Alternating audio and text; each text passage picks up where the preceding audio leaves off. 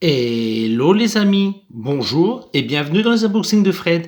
Alors aujourd'hui je vais vous présenter une pop que je vous avais déjà présentée dans mes cadeaux d'anniversaire.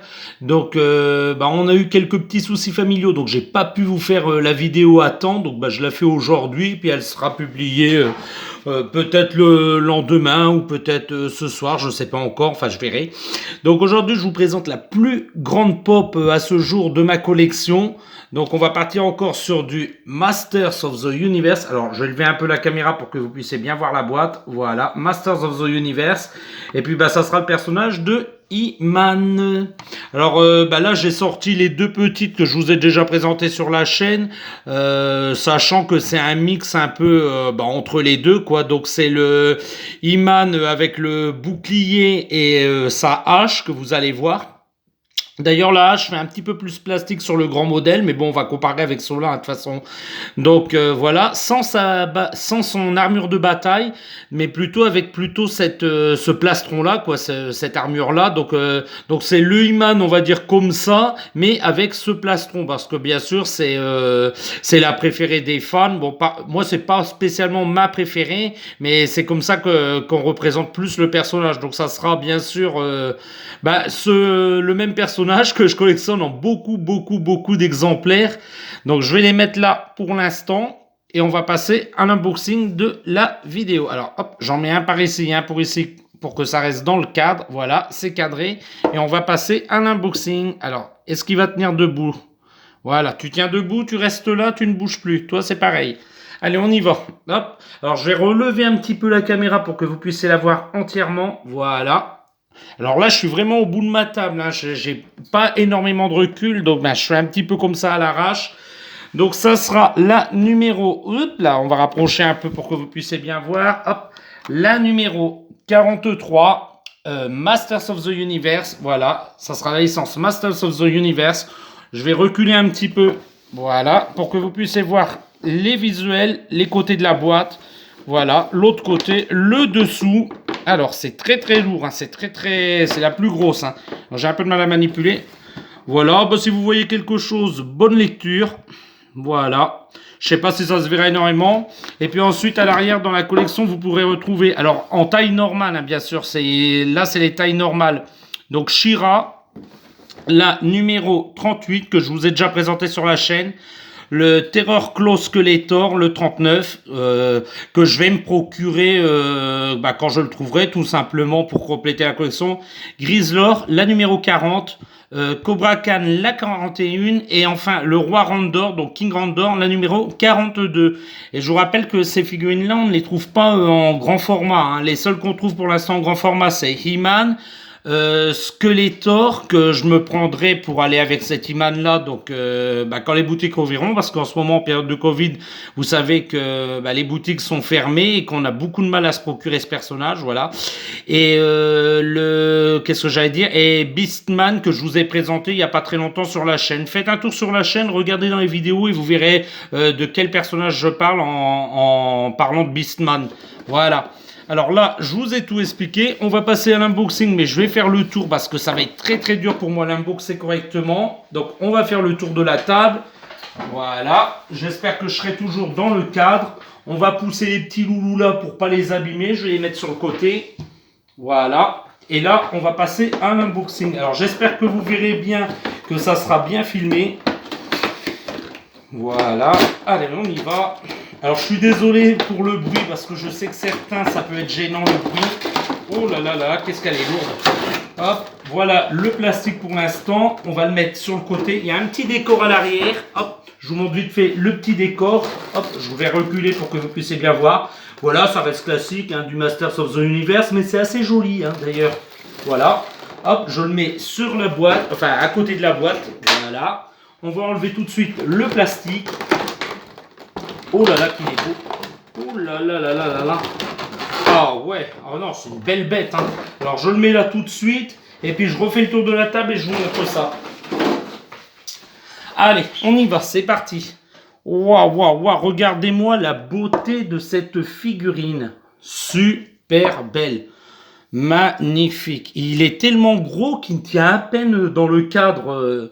Voilà, voilà, là vous pouvez le voir entièrement. Oh, magnifique. La tête, elle bouge. Hein, ouais, la tête s'oriente, donc ça c'est plutôt sympa.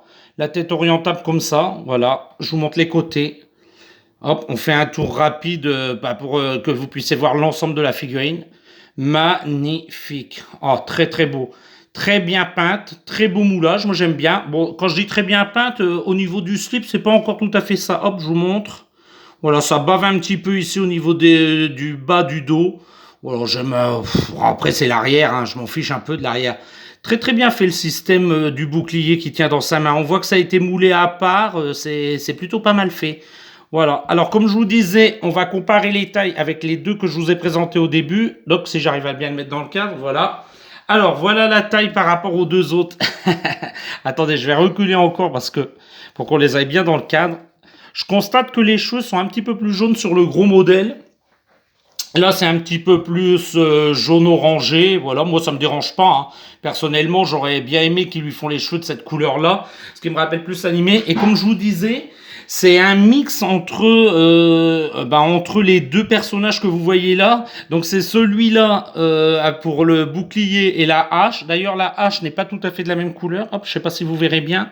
Voilà, là elle est un peu plus couleur métal, un peu plus chromée, et là un peu plus couleur plastique, hein, simplement. Donc ça c'est un peu décevant au niveau de la peinture malheureusement. Et puis c'est un mix aussi entre celui-là au niveau du plastron, parce qu'il a exactement le même plastron, mais bien sûr dans un coloris aussi un petit peu plus différent. On va dire que les petites ont le coloris métal un peu plus réaliste que par rapport à la grande qui fait lui largement un peu plus plastique. Voilà, donc je vais mettre les petites sur le côté pour vous montrer la grande. Ce qu'on peut constater, pardon, j'avais du mal, hein, je bloquais sur ce mot, excusez-moi. Donc ce qu'on peut constater aussi, c'est le niveau des sourcils. Regardez, c'est les sourcils, pour moi, ils sont plus comme ça du personnage de He-Man que comme ça. Là, c'est bizarre de lui avoir fait ce genre de sourcils qui colle pas vraiment avec le personnage. Regardez, je vous mets l'autre à côté. Mais voyez, les sourcils sont un peu arc-boutés, donc c'est vraiment les sourcils du personnage qui sont comme ça dans l'animé et puis au niveau des figurines motues. Et là, bizarrement, ils ont fait deux sourcils normaux. Donc, j'ai mis quelques petites réserves pour ce personnage avec ces sourcils-là. C'est un petit peu bizarre. Et puis, au niveau au niveau du réalisme du métal, au niveau du bouclier, du plastron et de la hache, ils n'y sont pas encore, hein. Alors, désolé, c'est un beau modèle, ok, c'est sympa de l'avoir fait, merci Funko, mais au niveau des couleurs, c'est pas du tout réaliste, et les sourcils, pareil, c'est vraiment pas ça pour le personnage. Voilà, je pense avoir tout dit sur cette figurine. J'attends de vous faire la review du Skeletor. Le Skeletor qui, lui, me paraît beaucoup mieux et beaucoup mieux fini, quoi. Donc, je suis impatient d'avoir ce personnage pour compléter avec celui-là. Vous voyez, je vais remettre encore... Oh, j'ai mis un petit coup dans la caméra, excusez-moi. Je vais mettre encore un petit personnage à côté pour que vous puissiez bien comparer. Voilà. Voilà. Et puis là, je vais aller vous chercher She-Ra parce que je vous avais dit que je vous montrerai She-Ra une fois repeinte. Donc, je vais aller la chercher tout de suite. Désolé, mais j'ai oublié de la mettre sur le côté. Donc, voilà, She-Ra. Alors, je vous l'avais montré avec les parties or repeintes. Voilà, alors certains puristes diront oui, mais She-Ra, elle n'a pas le bouclier, elle n'a pas l'épée dorée, mais moi je trouvais que ça suivait bien. Moi personnellement, l'épée couleur argentée, bouclier couleur argentée, je n'aime pas vraiment sur ce personnage. Je trouve que c'est beaucoup mieux l'ensemble comme je l'ai repeint. Et puis là, j'avais dit qu'il me restait à repeindre les petites boules turquoises, donc au niveau du plastron, de l'épée des deux côtés d'ailleurs, et au niveau du bouclier, et je le trouve super belle comme ça. Dites-moi ce que vous en pensez dans les commentaires, si j'ai bien fait de repeindre ma figurine de She-Ra. Mais moi, elle me plaît bien particulièrement comme ça. Et le principal, c'est qu'elle me plaise à moi. Donc She-Ra, très très belle au niveau du doré. Pour moi, ça convient très très bien. Je ne repeindrai pas l'épée et le bouclier en argenté parce que moi, c'est pas comme ça qu'elle me plaît She-Ra et elle me plaît comme ça toute dorée. Je trouve que ça fait un bel ensemble. À côté d'un He-Man, par exemple, je vais prendre celui-là. Regardez, ça fait très très bien, hein. Alors pour lui, les couleurs gris argenté comme ça, ça lui va très très bien. Mais pour elle, non. Pour moi, le personnage doit être doré et pas jaune comme on nous l'avait sorti. Donc, hérésie, une She-Ra jaune, jaune Barbie, enfin jaune comme ses cheveux, pour moi c'était une hérésie. Donc voilà pour les personnages. Hop, on va les mettre sur le côté pour vous montrer une dernière fois la grande. Voilà, donc très grande, 10 pouces, je sais pas si je l'ai précisé. Donc pour ceux qui veulent commencer la collection, bah, si vous vous orientez sur ce genre de personnage, sachant qu'il existe encore des plus grandes figurines pop, hein, ça c'est pas encore le modèle le plus grand. J'ai vu, il me semble, du 16 ou du 17, je sais plus exactement, mais ça, du 10 pouces, ça fait quand même 25 cm. 25 cm, c'est énorme. Donc, si vous n'avez pas trop de place, ben, ne commencez pas ces pièces-là et contentez-vous des petits modèles, quoi, qui, eux, déjà prennent pas mal de place, hein. Donc voilà, donc c'est un personnage ben, aux alentours de, je sais pas si je vous ai dit le prix, c'est marqué sur la boîte, voilà, 34,99 €.